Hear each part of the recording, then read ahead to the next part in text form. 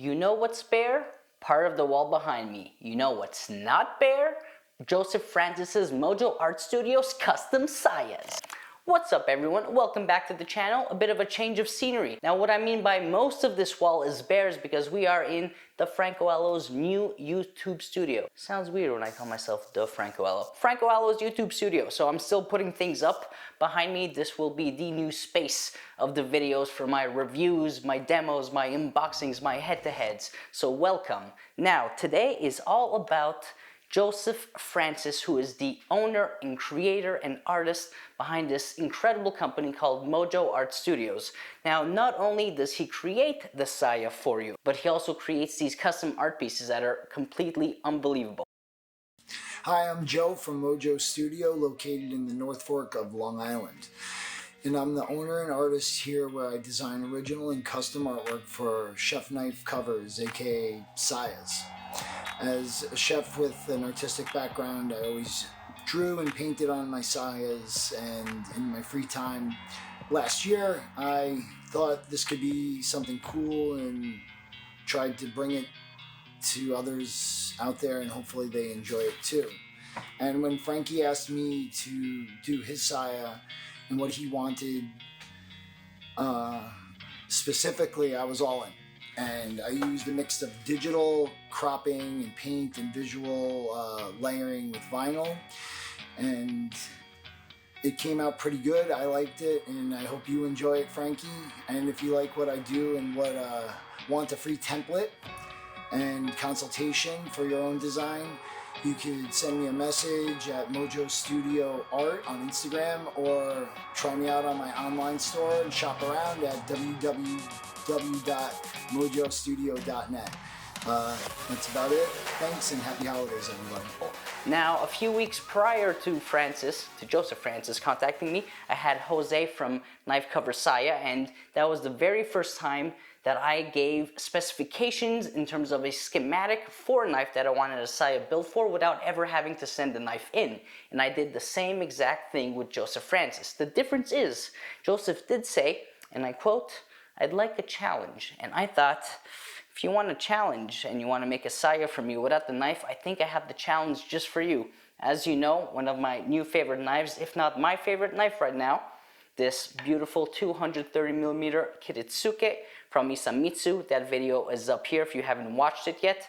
But I thought that this might be a particular challenge for him to build a saya for this knife just using a drawing, a schematic, because of this part right here, right? So the spine starts to elevate a little bit like a hakata.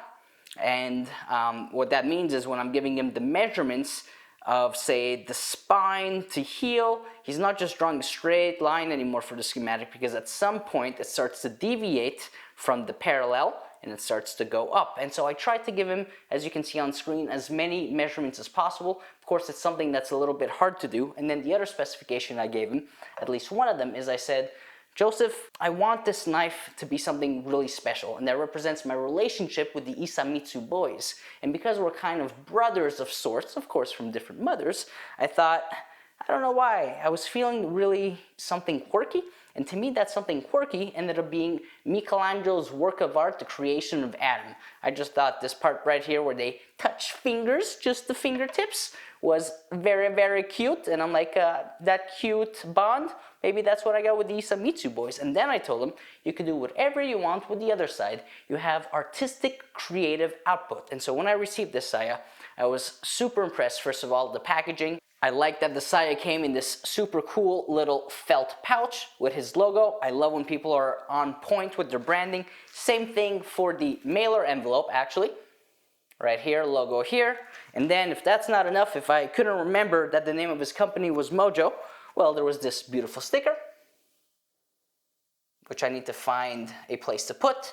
And then, of course, he sent me, because I think he said he was trying something different and didn't quite work out, but he didn't want to waste paper, which I completely appreciate. I love when people kind of use sustainable practices in their work. He sent me all these Francoello stickers. So thank you so much, Joseph Francis, for the safe packaging of the saya back to me. Now, the only thing is, unfortunately, the knife does not fit in the saya.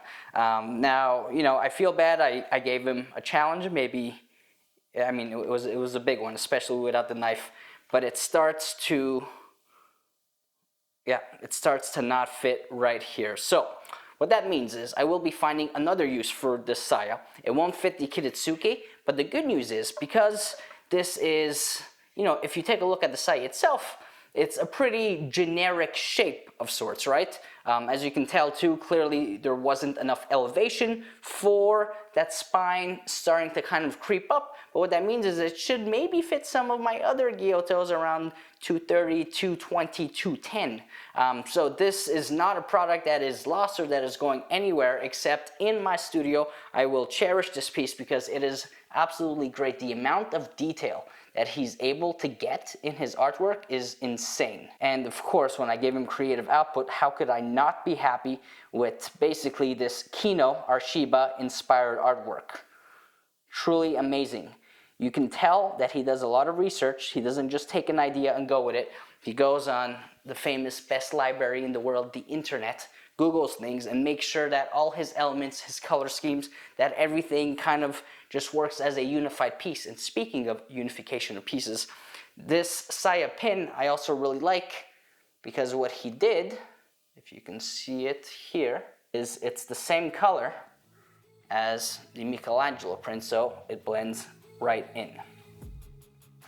So Joseph Francis, thank you so much for this absolutely beautiful custom saya. Not only are you capable of building the saya itself, which most people struggle with, but then you don't just leave it as is. It's kind of like you created the steel to then build the home which you designed in your own image. You're putting in a lot of work in your pieces, which is why it's totally worth the money. The custom artwork is fantastic.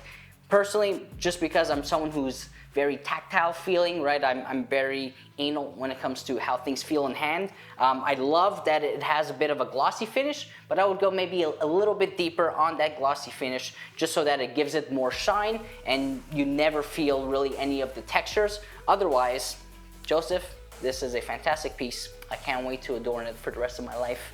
And Kino should be proud because, you know, we love this Maneki Neko logo that we got designed by my tattoo artist Horitenyo a few years ago. But then when we got Kino, I kept thinking, man, do I change it to be a Shiba? Because it seems like that's the best thing to do. The answer is no, because this just works. But that being said, now Kino is immortalized in the saya. So guys, let me know what you think of the saya. Please get in touch with Joseph Francis if you not only want a custom saya, but you want custom artwork on your saya. This is a truly incredible service. Hope you're starting to like the new space. Let me know what you think of the saya. Let me know what you think of the new YouTube studio. And if you like this video, make sure to like and subscribe. And otherwise, see you next time.